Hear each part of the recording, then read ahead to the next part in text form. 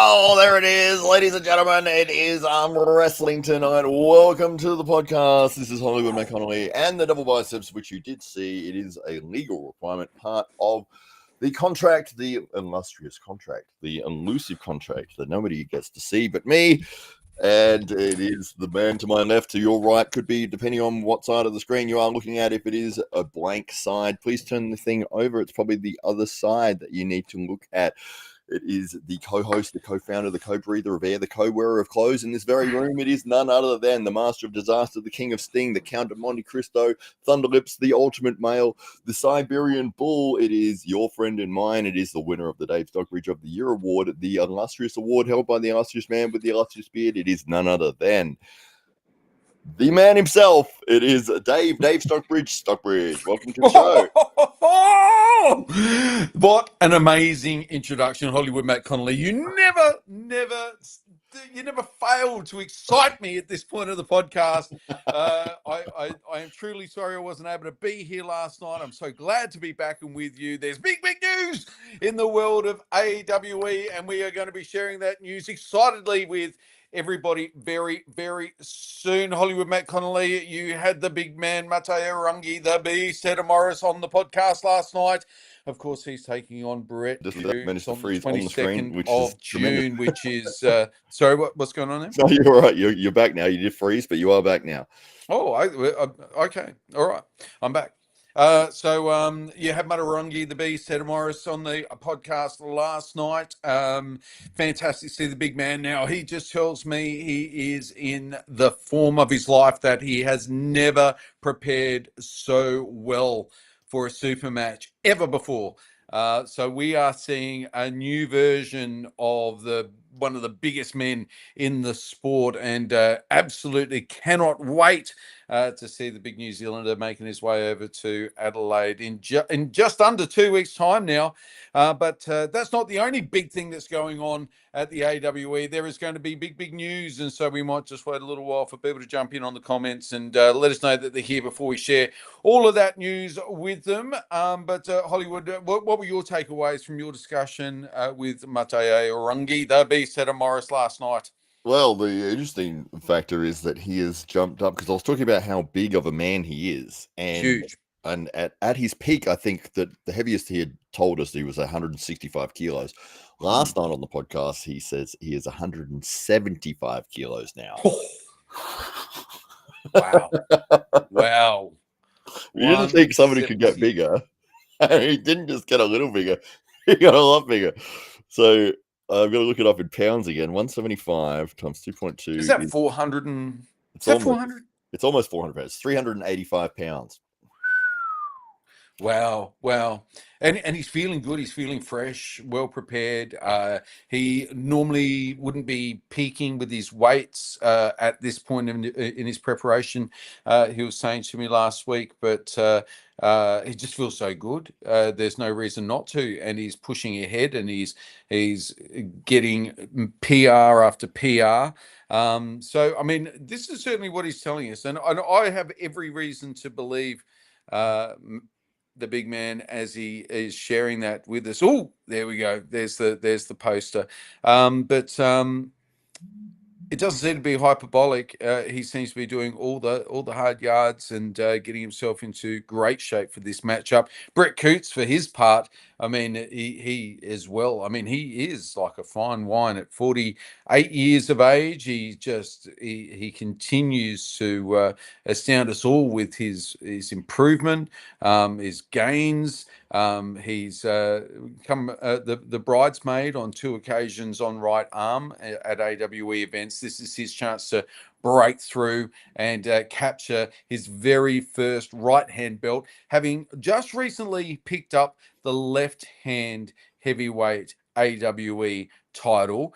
This is a title that he coveted for some time, that he'd been asking for a matchup, a worthy matchup, so that he could solidify his position as the top guy on left here in the Southern Hemisphere. Of course, there is one other man. There's one other man that you'd have to say is the final boss in that equation, who has not been able to make his way back to AWE since AWE 2.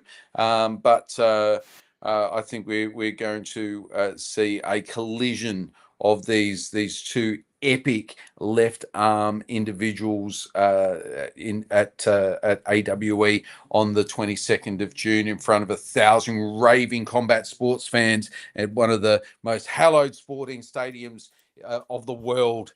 This is going to be a huge occasion, and I'm so excited for the athletes because arm wrestling events tend to be those very intimate shows. Even with some of the biggest names, you might only get maybe 50, maybe 100, maybe 150 people spectating an event of this nature. But we are going to have 1,000 people in the room, combat sports fans who are going to be there and picking their guy, no doubt, and cheering them on and doing everything they can to help their guy get across the line. So it's going to be, the atmosphere will be electric, and I cannot wait to be cage side with you, Hollywood Matt Connelly, with the headset on and the microphone pointed in the right direction so that we can capture every bit of this massive matchup, well, both of these massive matchups. So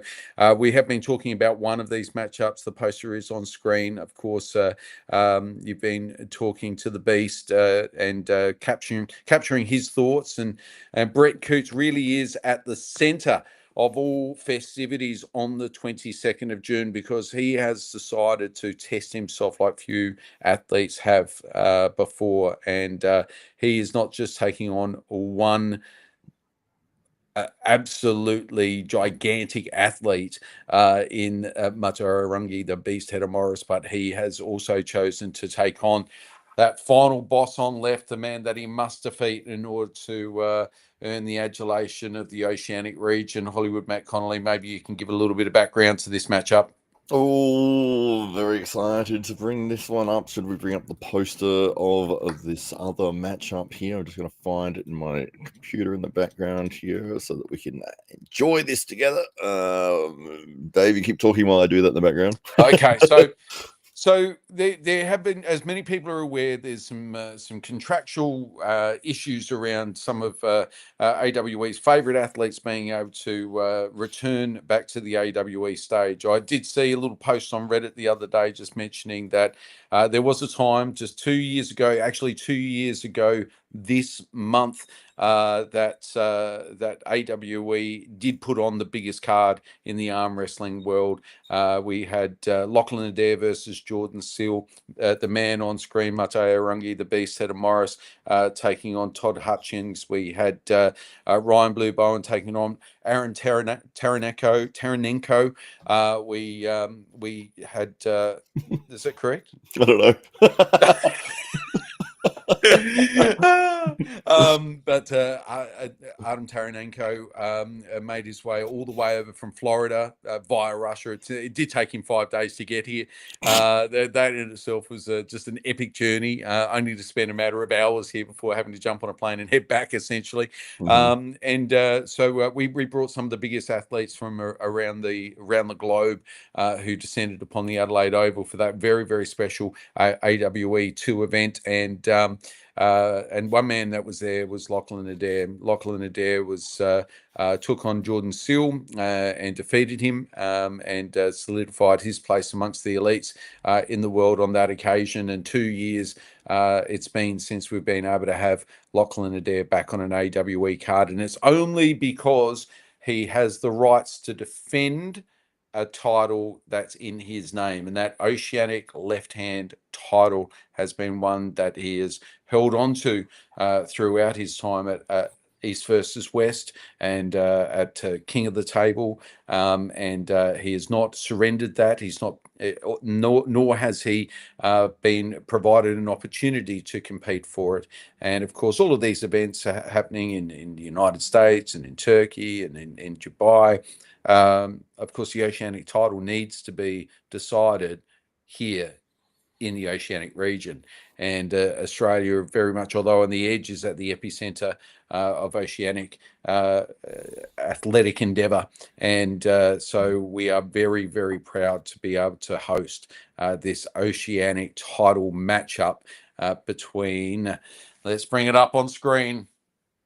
There, it's coming up. It is our AWE left-hand heavyweight champion Brett Coots taking on the lineal Oceanic left-hand title holder in Lachlan Adair. And as soon as this will load up any minute. The slowest loading picture ever. I can see you dragging out the Oceanic heavyweight champion of the.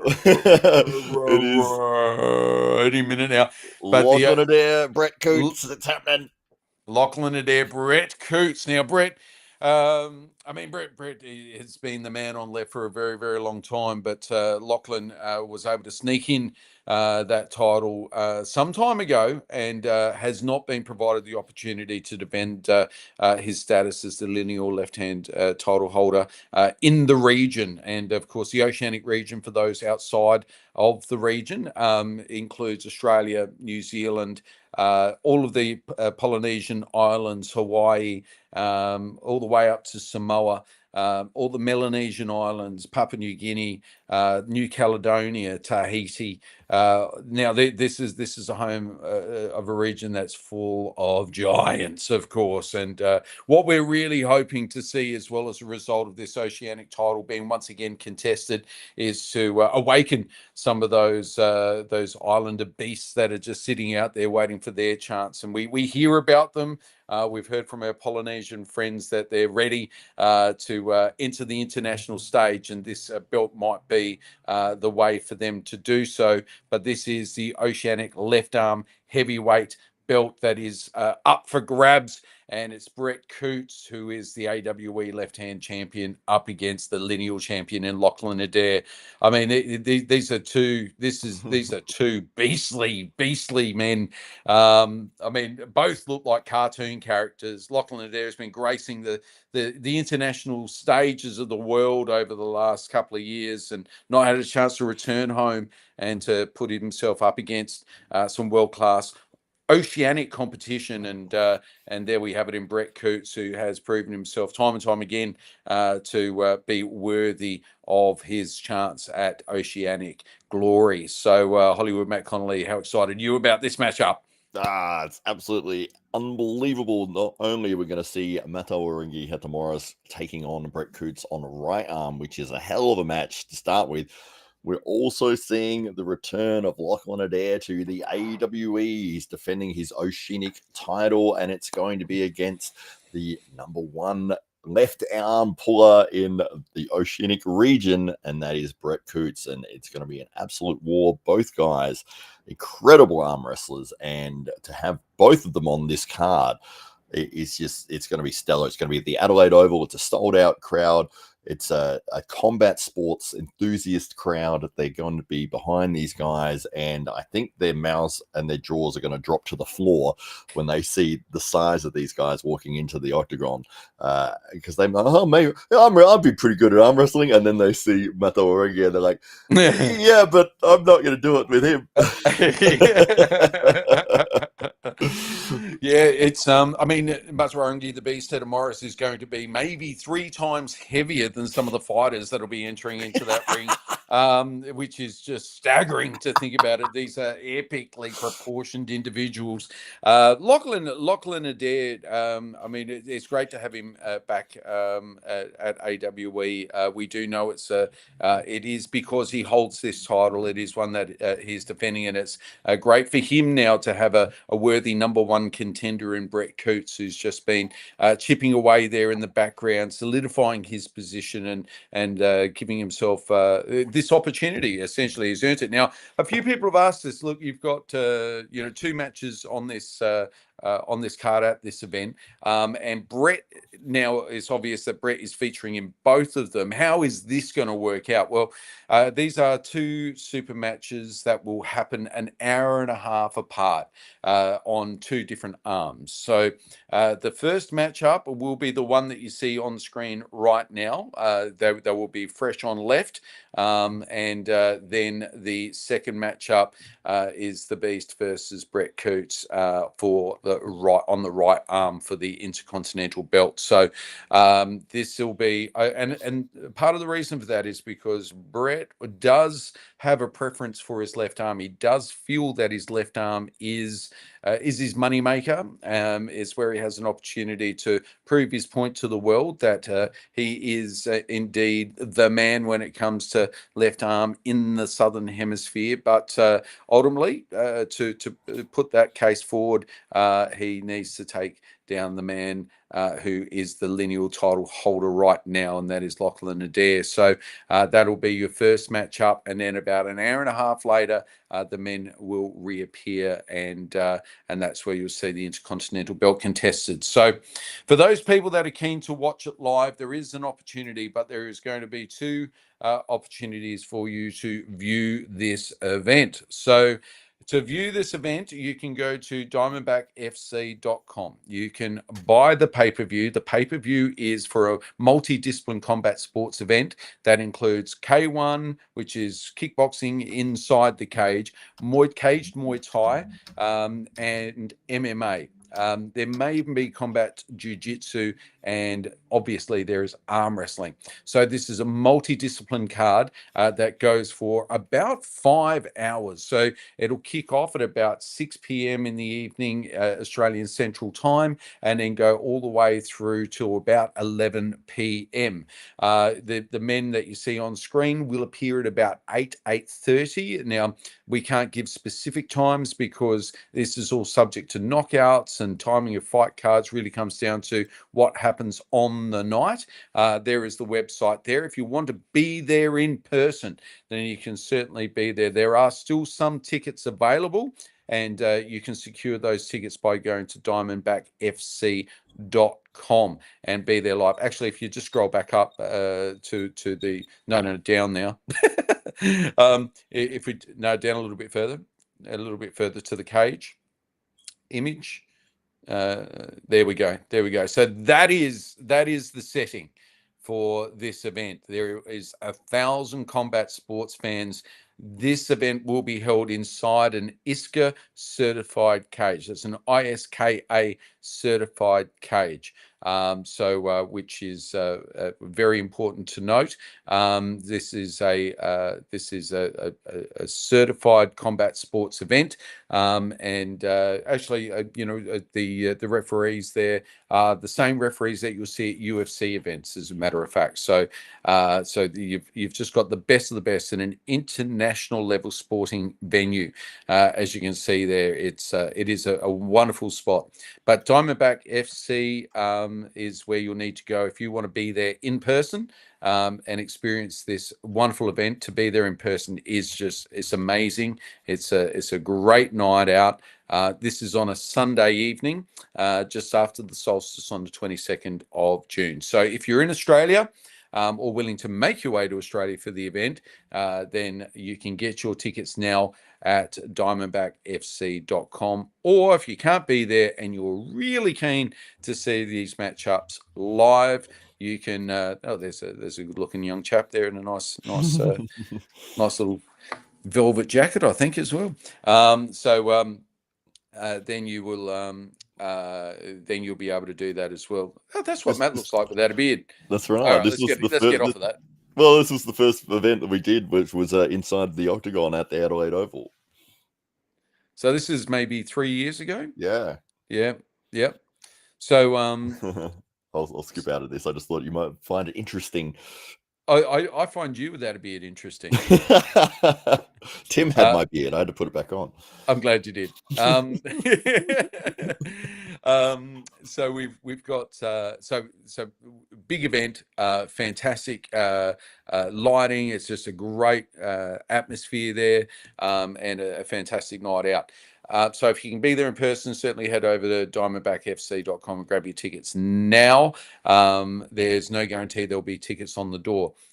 We also have the pay-per-view, which you can buy via that by the same website, and it's about $50, but that'll buy you the whole event. There's no way of just buying the super matches that we're here talking about this evening. But for fans of AWE that don't want the rest of the stuff and just want the meat, they don't want the veg, that's what they want, then there'll be an opportunity for you to see this event along with some of the behind the scenes footage and some of the interviews with the athletes just a few days after the event. So launching Wednesday after this Sunday's event, or after the Sunday's event, will be a AWE special that will have both matches edited together, highly watchable, 1 hour format, so that you can feel like you're a part of a live event, essentially, without having to pay the big bucks to be there.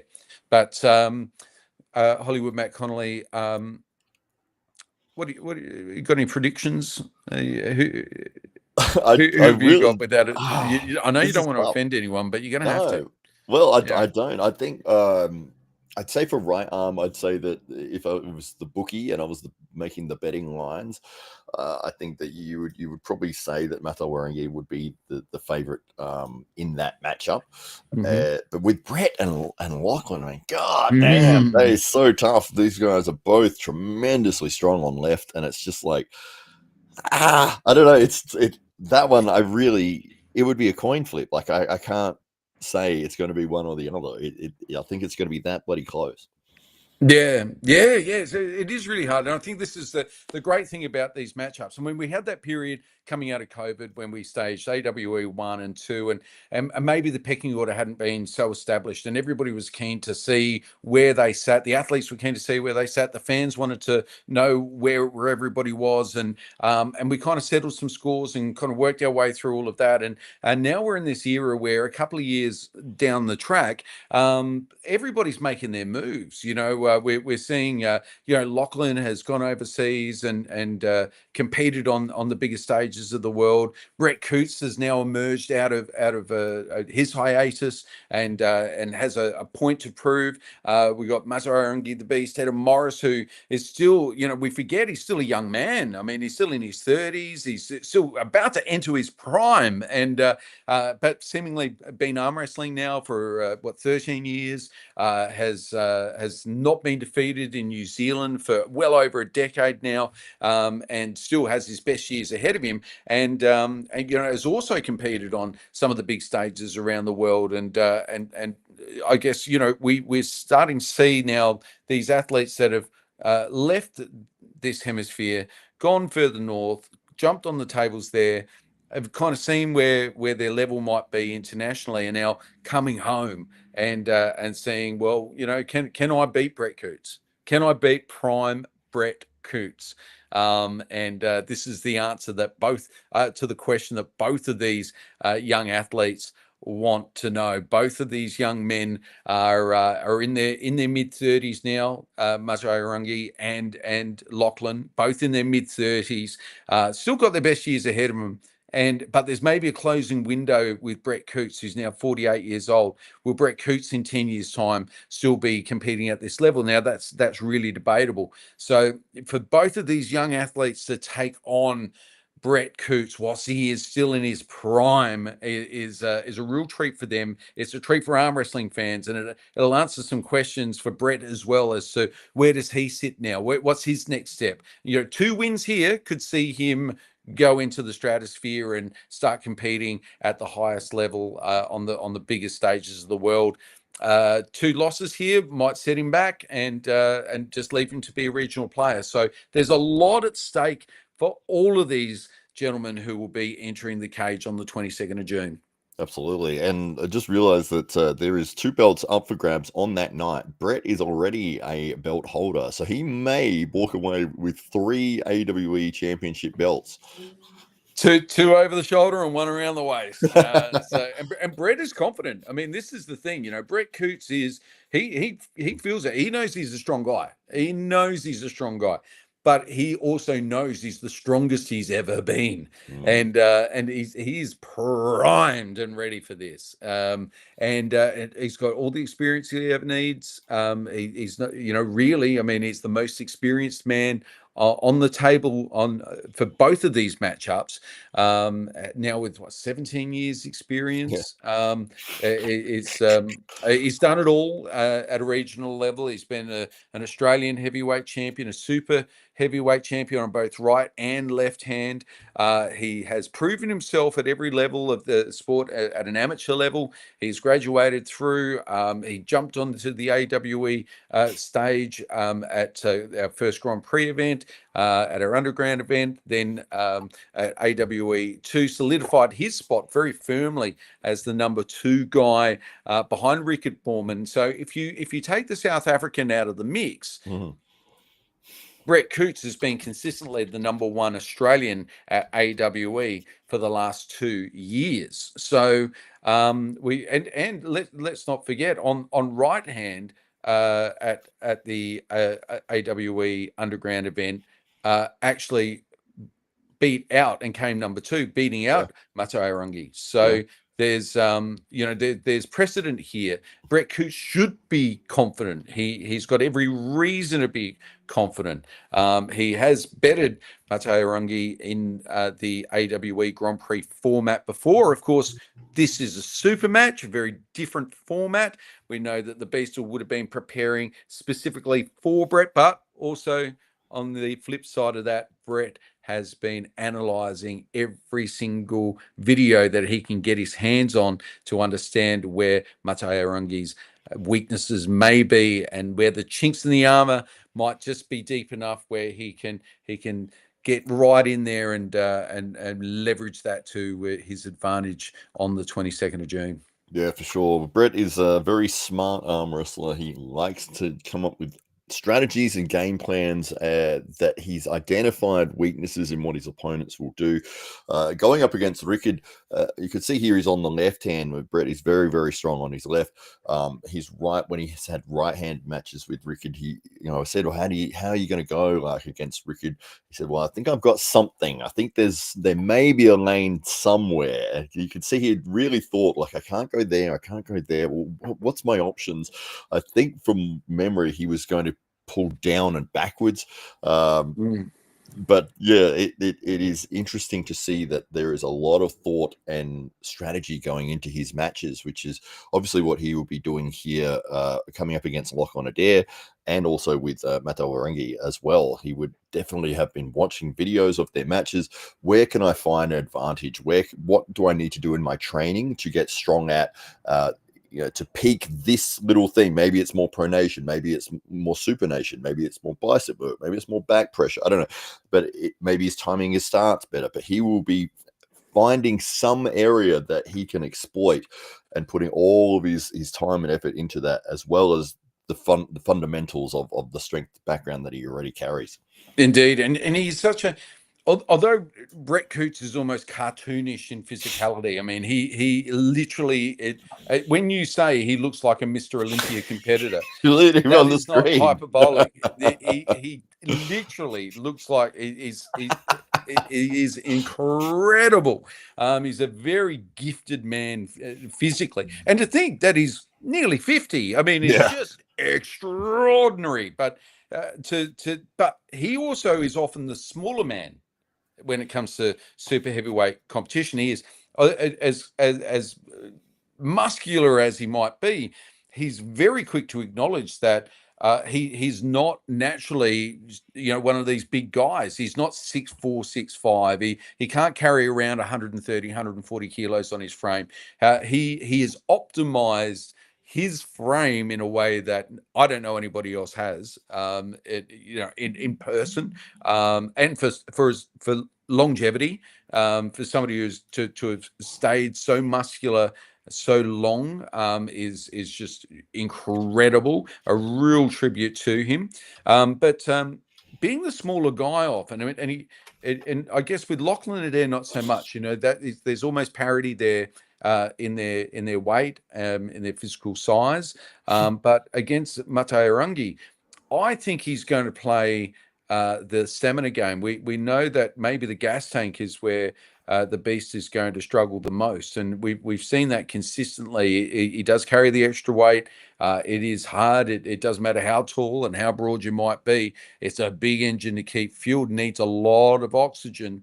I think we'll see some gameplay from Brett in the same way we did against his much younger competitor here in Rickert Borman. He was really zeroing in on Rickert's cardio throughout this event. Although Rickert's only 22 years old, Brett was the man that was quick to get back to the table. He was quick to force the pace of this matchup, feeling that his much younger opponent was tiring and was really keen to make sure that Rickert knew that he was good. Now, I will say that Brett wasn't always necessarily good. Like Brett was, but Brett was willing to play the games play that role and in that gamesmanship, play that mental game that may have just given him the edge. We saw 4 wars with him and Rickard on left hand. As you can see here, Brett is right there on the table. Brett is ready to go. Brett's like, "Come on, let's go. Come on, Rickard, let's go." Rickard's like, "Oh, how do I play out here for a little bit more time?" You might even see Rickert kind of break away and go dust some chalk on his hands again. Here we go. This is Rickert slowing things down, letting the lactic acid settle once again, catching his breath. Rickert's breathing very, very heavily here, and there's Brett just through the nose, not showing any signs of fatigue at all. And I think you'll see a bit of that as Brett comes up against Matteo Rungi in that right-hand battle for the Intercontinental belt. It is a good strategy, and especially when your opponent is so enormous. The longer you can make that match, drag out those setups, drag out the rounds, maybe foul, maybe get restarts, just constantly make the match longer and longer and longer. Because somebody who's that heavy, that powerful, they only have a certain window of time of effort where they can put that effort in. As soon as that's gone, it's all downhill from there. So maybe his game plan might be, look, I've got to really drag this out. And even if I get a good position in those early rounds, I'm just going to sit on it and hold it. And I'm going to make Mate work and work and work and work and work, because that's my ticket to victory here, is that if I can get him tired, he might be down 30%, 40% on his 100% strength. So if he dips in that endurance side of things, that's where Brett may be able to come up with the advantage. And I've seen that happen before with guys who are that size, like we've seen with Corey West. There was a match he had on an East versus West card. The first round took 12 minutes and Corey was done, and the round hadn't even started. They had just like set up a few times, and then the other guy walked away, and then they came back, and then they got a foul, and then there was another foul, and then there was something else. Corey was pouring with sweat, and they had 0-all on the board. Yeah, first to 4. I was like, my God, he's wrecked already. They haven't even started. So I think that I think Brett would have been watching again Matteo Rungi's matchup against Todd Hutchings at AWE 2, in part because Brett has a very similar shape to Todd, in that he has this very low angle to his pull.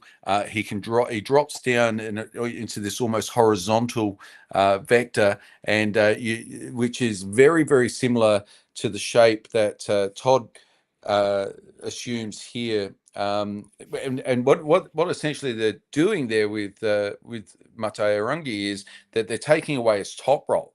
And so you're finding that Todd drops straight down into his natural shape and forces the side pressure, and Matteo Rungi is unable to access his top roll. So see the plane here is very much on Todd's terms, and it forces Matteo Rungi into almost a king's move. Now, Matteo Rungi can sit in this position comfortably for a while, but with those surges, which I'm wondering now whether Brett would be practicing with those surges, because that's not Brett's natural style. Brett has a propensity to also sit there and wait for his opponent to get onto the offensive. So will we see Brett jump on the offensive and to keep the pressure there on Matteo Rungi's forearm and to keep that low shape? I genuinely feel you can see. I mean, they're almost pulling just horizontal to the pin pad there. I feel like that might be Brett. Brett also, as opposed to Todd, he'll just kind of force that side pressure all the way through to the pad. You'll notice that Brett will also has this ability to be able to stand up and then quickly press forward, but still remaining in that very low trajectory. So keeping all those same pressures on Matarangi's arm and all of those already exhausted, pre-exhausted muscles. So now here Matarangi is still able to keep his hand for the most part. But was not able to. I think this was called a foul from memory. Yeah, I agree Um, with that. yeah, but there's a lot to be learned from this matchup. And what is Matarangi doing stylistically different? Will he be setting his own traps for Brett? Will he be luring him into maybe this false sense of confidence in that vector? Has Matarangi been practicing his posting? We know he had a lot of difficulty with his back and his connection and his shoulder. Has that now recovered to the extent that he is able to keep all of that much closer to his chin, so that he might be able to just use his body weight and rock back on that to take Brett further outside of his body. It's going to be very, very interesting how both of these athletes are preparing, and where they see those little windows or those little pathways to victory. You can still see here Matarangi's he's still able to maintain his hand coming through there. Todd's completely flopped at this stage. Almost in a press towards the end, but it's an awkward kind of looking press on outside of the normal angle that most would be able to maintain that type That, of pressure. that's the press where you're pushing your opponent off the back of the pad. That's it. That's what that was. But I think the key difference here between Brett, and he's put the comment up here, is that he's watched this matchup very carefully. And is the difference between Todd and Brett, has a very good press, and Todd, you don't see the press too often from Todd Hutchings. He's quite happy to keep just hitting sideways, but Yeah. Brett will get up on top of that and he will press through it. Yeah. And so it's a matter, and Brett will also quite happily give up his wrist and hand in order to get that press in as well. Has no fear of that. From that position, from exactly that position towards the end of that, you can imagine that Brett would have been standing up by then. He transitions very, very quickly into that press, and instead of pushing his opponent back, would have just been holding that pressure and going straight forward to the pin pad. So so there's stylistic similarities, and then there's maybe some technical advantages that Brett has. Now, Brett wouldn't. I seldom see Brett surge off the line in that same way that Todd Hutchings does. He's very quick off the line and surges sideways, and can quite often force his opponents into a defensive position just through to because of that sheer initial blast of side pressure. Now, perfect example of Brett's press coming up right here. Yeah, a press out of nowhere, basically from underneath the table. His wrist is flopped and everything. Bowen's got everything here. Brett just muscles him back to the center and then jumps on top of a press. You see Bowen like, oh, what? How did that happen? Now, Bowen Quintado's 6'5", by the way, ladies and gentlemen. I mean, he's a big individual, Australian wood chopping champion. He's a fantastic young athlete with a huge future. Very, very exciting, and seemingly was in a dominant position on a few occasions here in this matchup, but just was not able to convert the dominant positioning into a pin, and Brett was able to snatch victory out of the jaws of defeat on several occasions. But yeah, I'm wondering, is Brett practicing his initial surge? Is he looking to get away more quickly than he would traditionally, or are we going to see both athletes settle into their rounds and then see where their opponent's going to take it? Are we going to see more of a slow pull dynamic where both athletes kind of waits to see where their opponent's going to try and take it first? Both are defensive pullers almost. So in this matchup, whereas with Lachlan versus Brett on left, Lachlan is a very dynamic puller. He's going to get off the line quite quickly. Will that force Brett into that defensive position, much as he was in this case, and fighting from all the way from his pin pad, and trying to surge through? Is he able to muscle Lachlan Adair in the same way he was Bowen Quintado from that position? It's going to be very, very interesting to see how all of these athletes attack this AWE event strategically, and I'm sure they're all giving it a lot of thought. They've all been training and preparing specifically for this event now for some time. So this is going to be very, very exciting to see how it all plays out on the 22nd of June. Absolutely. Terence Opperman is in the chat as well. He says, "Hi everyone, congrats to Rickard for making it to East versus West." Absolutely. We can't wait to see how he goes against Wallace Dilly. I think it's on the same date, June 22nd. So, yes. Is it? It was the day before. I think so. Is it? Is it 22nd? It must be the same weekend. Yeah, maybe.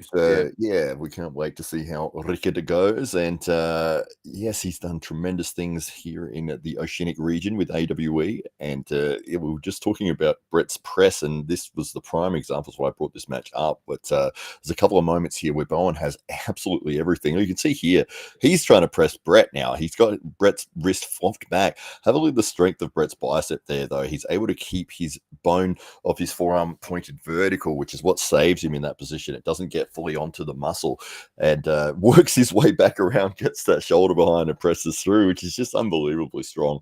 We've also got Vimal8800. He's jumped in. He says, "I am an Indian arm wrestler." Very good. Nice to meet you. Glad that you're here watching us and enjoying the show. We are always happy to see people from all around the world coming in here. He says, "Where are we from?" We are from Adelaide, South Australia. So all around the world this sport goes. Indeed. And and Bowen Quintado in that matchup, just watching back, was really using his longer levers to his advantage, really getting right on top of Brett's hand and wrist, and using that 6'5" frame to his advantage, understanding that Brett would have to muscle in from underneath. And of course, for most athletes, that's a huge disadvantage, and would put Bowen in a winning position. But Brett Coates has made it something different. And has the experience of fighting out of those situations. The other thing is Brett Coates is a fighter. He's not one of these guys that sees that's going to concede just because he feels like, I could gas here, or I could just be sitting here and lose the next round. He thinks about winning each and every round. Every inch and every round is a battle for Brett Coates. His pride will not let him concede an inch without him wanting to fight it back to the center and then beyond. And so it's that type of heart that you love to see on the arm wrestling table, and it's exactly what Brett Coates brings each and every time he turns up at an AWE event, and that's why he's such a fan favorite. It's why people love seeing Brett Coates perform, and why we love him here at AWE. So so this is going to be an epic event, and very, very proud to be able to announce the Lachlan Adair Brett Coates matchup for the Oceanic left arm heavyweight belt. This is a title that Lachlan has held as lineal champion of the region for some years now. He's not been able to contest that belt up until now, but has decided that now is the time. He needs to, in order to legitimize this belt, he needs to be able to put it up against the number one contender, and And the number one guy at AWE on left arm right now is the title holder, the AWE heavyweight left-hand champion, Brett Coots, who secured that title against Rickard Foreman at our last AWE Grand Prix event in a super match, best of four. He won it 4-0, so there is no argument here. He is the undisputed AWE left-arm champion, and he is putting it all on the line here against the Oceanic left-arm title holder in Lachlan Adair. So who will walk away with the Oceanic belt on the 22nd of June? Will Brett Coots be walking away with 3 belts, 2 over the shoulder or 1 around the waist, with his heavyweight title, the Intercontinental belt, and the Oceanic title, all available for Brett Coots, the 48-year-old from Melbourne, to walk away with? We'll all find out on the 22nd of June. Hollywood Matt Connelly, any further thoughts before we go away? I think we've said it all there, Dave Stockbridge. Check it out. Stay tuned to AWE. We're going to be doing lots of shows leading up to this event. We'll have both Brett, both Lachlan on the show, so make sure you tune in. We'll be updating you as we get closer to the event, so stick around and keep your eyes on AWE. Yep, do that. Ladies and gentlemen, thanks so much to everybody in the comments, to everybody that tunes in, to everybody that supports the AWE. We thank you very much for getting behind us and the athletes, and we can't wait to see you again on Arm Wrestling tonight, maybe tomorrow night.